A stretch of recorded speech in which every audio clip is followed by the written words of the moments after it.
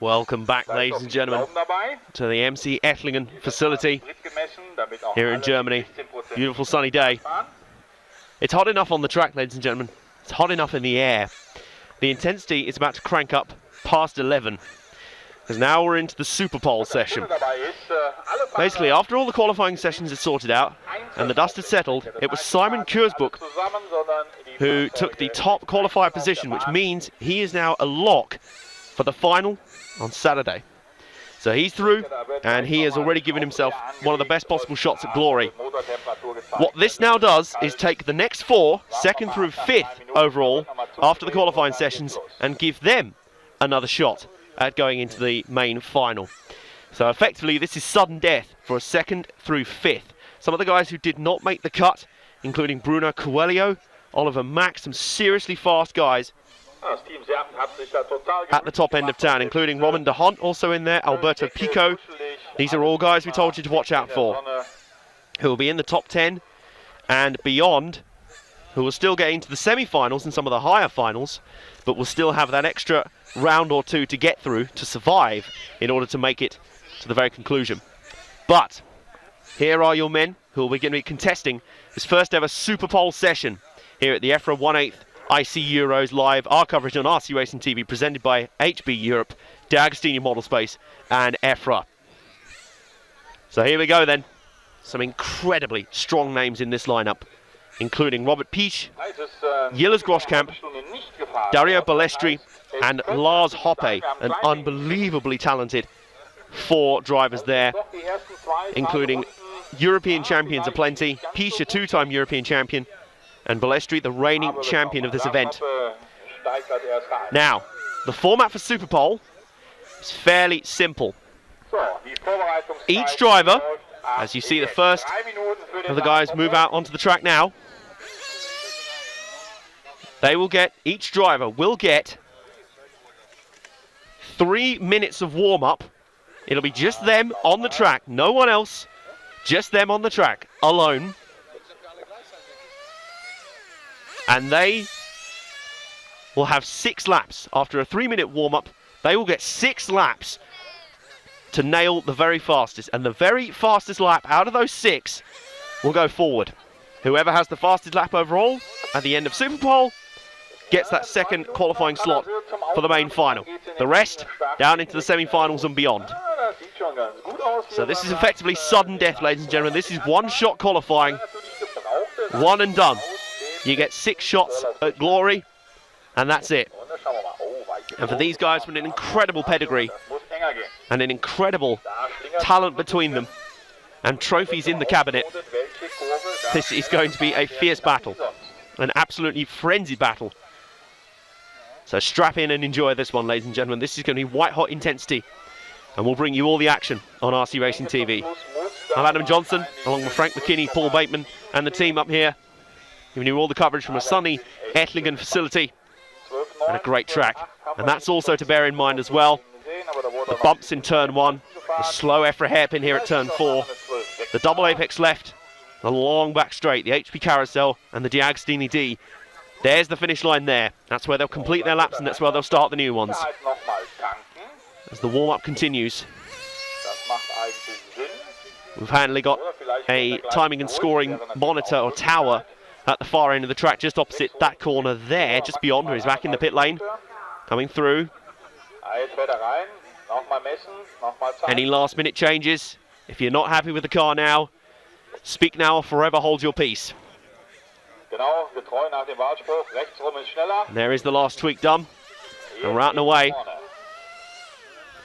Now it's showing the number 3 on that car, but I don't think that is Dario Balestri's car. I think that's Robert Pietsch, who's the first one going out. So that should be Pietsch's car. It's going out. Setting an amazing pace as he does. And it is all about that 3-minute time.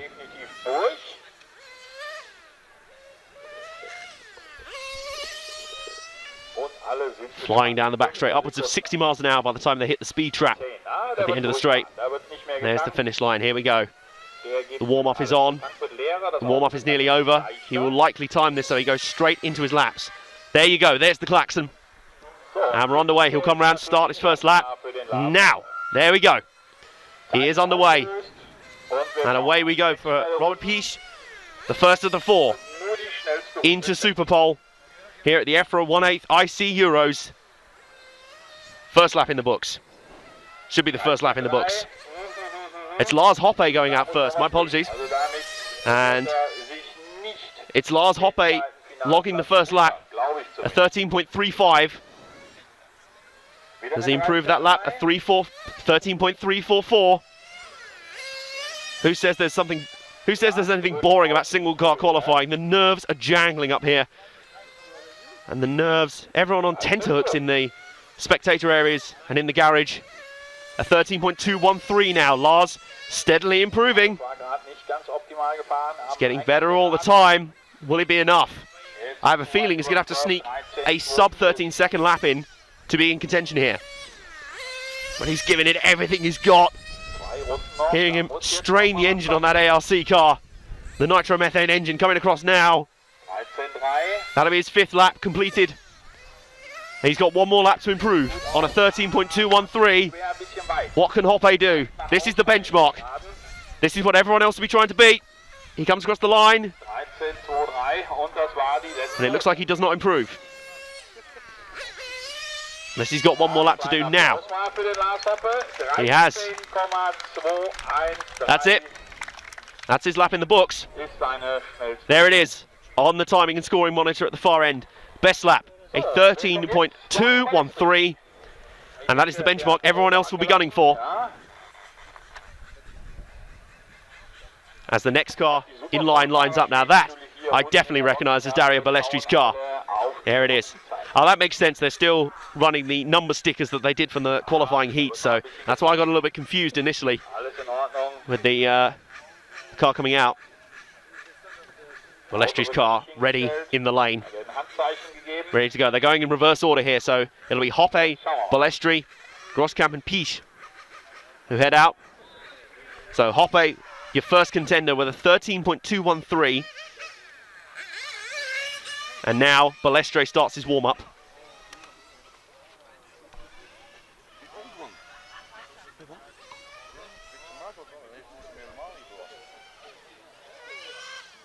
Das geht alles noch gemacht.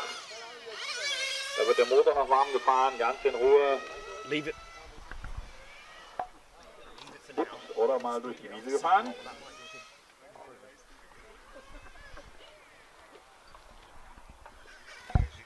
Hier geht's nochmal in die Box. So there is Balestri's car. Last bit of fettling there. He's still got a good 2 minutes of warm-up.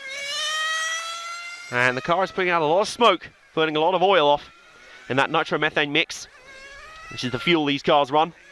These Nitro Can-Am cars. They look fantastic, they sound fantastic, and they go like nothing you've ever seen before. And Balestri, the reigning champion. What can he pull out here? He would have been disappointed not to make it through as the TQ. But it took a phenomenal effort from Simon Kurzbuch to get him through as TQ. And Balestri will be fancying himself here. 89 ist zu langsam. 114 war hier der schnellste Aufwecker.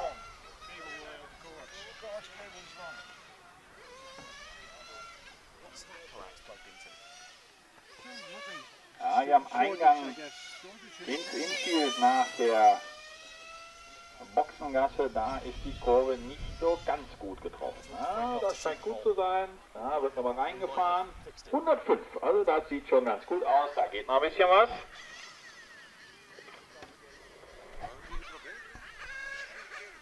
Here we go then. Balestri still fettling away on that car. He wants every ounce of speed. He wants it all and he wants it now, because he's going to need it now. This will likely be his last track activity of the day. The lower finals will be later. And if he doesn't make it through this one, he'll be into a semi-final at the very least. So what has he got here? 40 seconds of warm-up left. And he is going, you can feel the intensity here. It may only be one car on the track, ladies and gentlemen, one man against the clock. But it is ferociously intense. It's unbelievable. Kleiner Rutscher, jetzt geht's nochmal rein, okay. Do you want to, I don't know, after Da wird nochmal gedreht.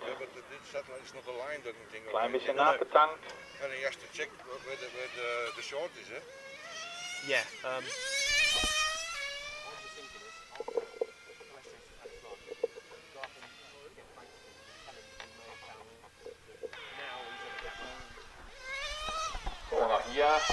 So here we go, Balestri sets out on his runs. He'll be coming around to start his first lap now. There we go. There's the start finish line. Round into 1 and 2. Then 3 into the EFRA hairpin. Crucial that you get a great launch. And it powers down the back straight. Like a speeding bullet train. Round on the first lap. What's his first lap? A 13.218. That is only 500,000ths of a second slower than Hoppe. So that's a great opening salvo. Here we're looking to go better. Does he go better? He doesn't that time. He does not that time. A 13.399. Oh, he'll be kicking himself if that ends up being his best lap. And he ends up missing out by 5/100ths. A 13.6 again. Oh, Balestri, you're so close. Is he perhaps overdriving the car? You don't know. The tension of the occasion may be getting in there. And he has. He's gone wide. And he's had to go around. Will that compromise his next lap as well? Oh, no. In fact, that lap was still quicker. It was a 13.142. So I think he still registered that lap, even though he spun off on just after the finish line. I think he made it. I think he may have made that lap and spun off as he crossed the finish line. But he's got a 13.142 in the books. At the very least, that'll beat out Hoppe. He returns to the lane. And that is his laps completed. That's his laps completed. And what a way to snatch it. A 13.142 puts Balestri above Hoppe. A phenomenal effort. A great drive. And you could see how on a knife edge it was. It was literally, it was almost a Daniel Ricciardo. Blow it up just as he came to the finish line. And I thought for a horrible second he'd binned it, but he just got that lap in. Imagine how frustrated he would have been had that lap not been quicker. But it was. And so Balestri just ahead of Hoppe. A 13.142 for Balestri and a 13.213 for Hoppe. It is unbelievably close.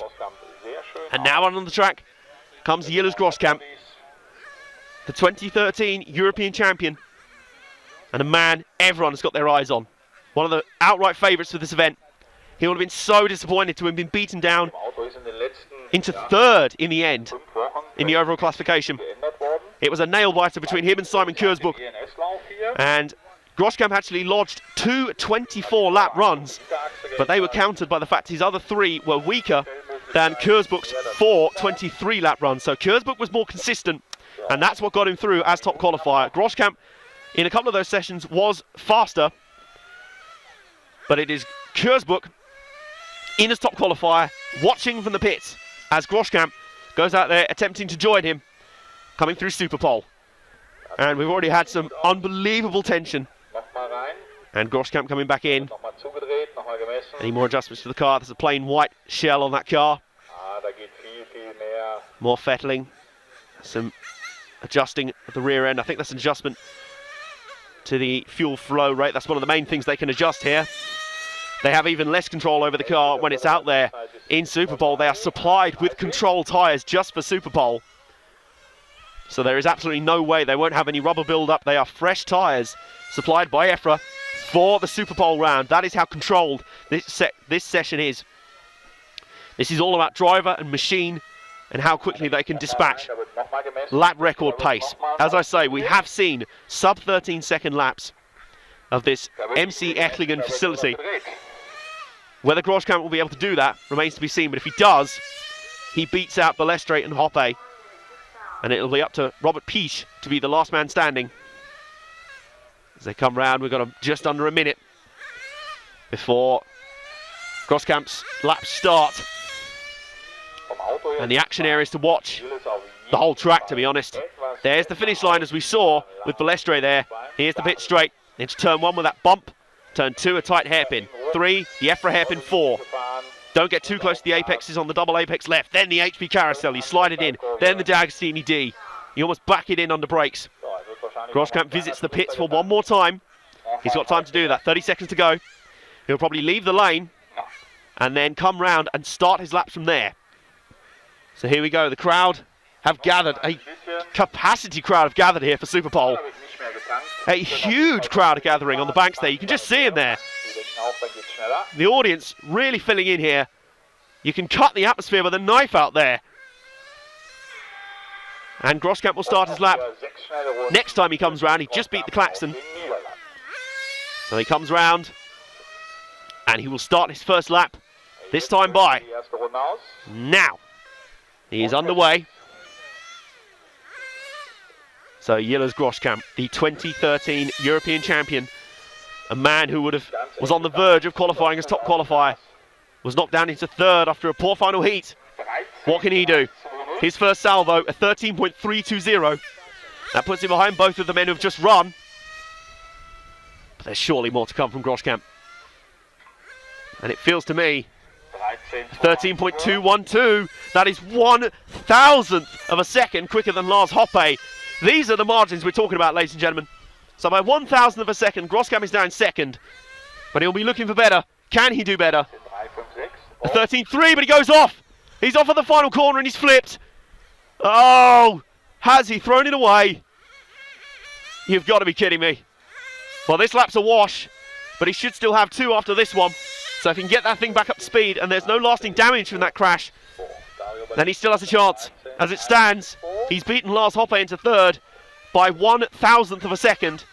That's about as long as it takes to turn a light on.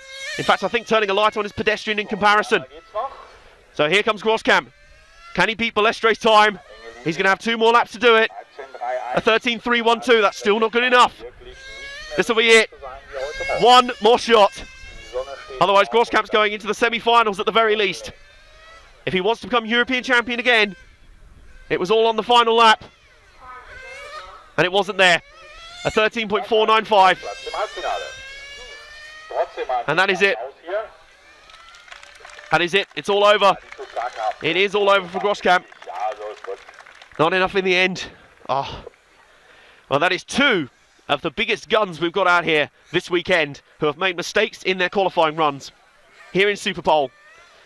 These guys can go quicker than this, we know. These guys can go sub 13 seconds. But when you're putting under the absolute microscope of pressure that we are out here in Superpole, that's where the mental side of racing comes right into the equation. And we're seeing that already. So, as it stands, with 1 guy left to go, it is Dario Balestri who is going through as the 2nd top qualifier from Superpole with a 13.142 second lap. Groskamp was only able to beat Lars Hoppe out by 1,000th of a second, so a 13.212 for Groskamp, a 13.213 for Hoppe. That is how close this is. To say it's on a knife edge is an injustice to knives, quite frankly. It is absolutely incredible tension here. It's like a snooker match in here with the crowd barely above a whisper. I've never felt an atmosphere like it in motorsport. Full scale or RC. It's incredible. And this Superpole introduced this year has already succeeded in cranking the tension up to unbearable levels. 1 driver at a time up in that driver compartment. The driver's hut, if you will. Normally that's crowded full of drivers for their races, but with just 1 driver up there at a time, it suddenly looks a very lonely place. And Robert Pietsch will be the last man to step up. Can he produce something? Can he upset the apple cart and storm through as the 2nd qualifier? He has certainly had the pace. In terms of raw speed, he's been one of the fastest all week. All of these guys have. And it'll be down to the finest 100ths, even 1,000ths of seconds, as to who goes through here. And who goes down into the semi-finals and has to graft their way through the knockout stages. This isn't quite sudden death. Those who do not go through here will have their chances. And whoever wins this session has their route to European Championship glory significantly made easier. Pietsch getting some late adjustments on his car. Looks like some fueling there. He goes out probably just to be given enough fuel just for the 6 laps. That's all it needs. It doesn't matter if it runs out just after the finish line. But it's such a balancing act. Counting down now, Pietsch warming up. A picture of concentration in the driver booth. His car smooth as you like. Smoothness will sort you out in the regular qualifying sessions where it was all about logging as many laps as possible and being consistent. It is all about putting it all on the line here. Pietsch's car looks arrow straight and so smooth. Not a hint of wobble, not a hint of play, not a hint of nerves, which is unbelievable considering the circumstances. Considering you've got a huge crowd and garage area and yourself putting pressure on yourself. If you can stay calm in the middle of all of this, you're a much braver driver than I. So Pietsch is underway. This will be his first laps. The last driver to step up in Superpole qualifying here at the EFRA 1/8 IC Euros. A 13.254 to start him off. That'll put him bottom of the 4, but you get the feeling he's winding up for something. He's headbutting the rumble strips. Will that gamble work? A 2.43, not quite enough. He's backing it in. This is super aggressive driving. Oh, right on the rumble strips there and around. But is he almost overdriving? I wonder if he is. A 13.299. He's still bottom of all 4 of them. So Balestri will watch these laps with bated breath. No, there he goes! Robert Pietsch has done it! He's done it! 4th laps in, a 13.069. As it stands, he will be going through as the top qualifier from Superpole. What a lap! What a lap to deliver! And that's it, he's pulled in. His work here is done. What a mighty lap that was. Unbelievable. There was me just wondering if he was overdriving his piece. He was giving it too much aggression. We did not see a sub 13-second lap, but what we saw was incredible focus, incredible bravery. A huge crowd out here enjoying that Superpole session, which was tense, does not even do it justice. And what we did have was an absolutely thrilling qualifying session, which in the end produced Robert Pietsch going through as the 2nd qualifier for the main event. So in the end, it'll be Simon Kuursbuck and Robert Pietsch going through. Pietsch going through with a 13.069 on his 4th lap. A sensational effort, snatched it away from Dario Balestri at the last. Balestri came home 2nd with a 13.142. And then 3rd in the end for Gilles Groschkamp, 13.212. Lars Hoppe, a 13.213 brings it up. But that says everything right there. Barely a tenth, barely 0.2 of a second separated all 4 drivers in a sensational Superpole session. It was an absolute pleasure bringing it to you.